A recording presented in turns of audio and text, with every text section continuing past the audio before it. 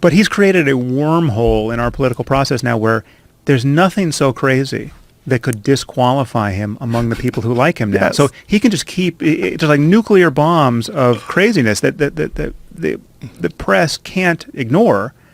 Every time they think, okay, this is the crazy thing he said that's going to harm his candidacy, so let's shine a light on it.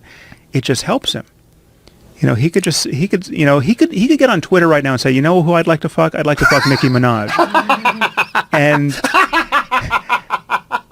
And it would work for him. It would work for him. You would see a tweet storm of 1 billion people who say, I'd like to fuck Nicki Minaj too. Like, go get her.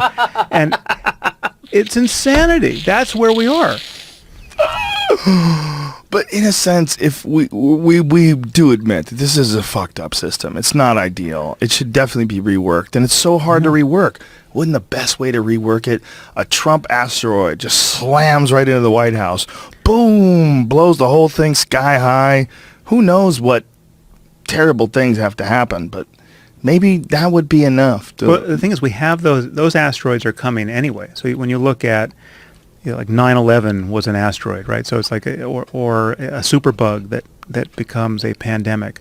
These are things that are coming, and we need people who are in touch with reality to deal with them, right? So like the moment someone advertises not only their ignorance, but the fact that they don't care that they're ignorant, and they do this again and again, they keep doubling down.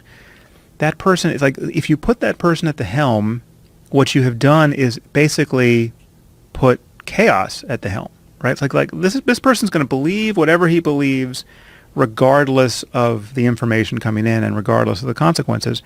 That's just, I mean, it's worse than having no one in charge. I mean, because you've put the power in this person's hands, right? So this person everything has to go through this node in the network that is just like an information scrambling device, right? So like no matter how good the information is coming in, you've got a bottleneck here which just screws up the signal, right?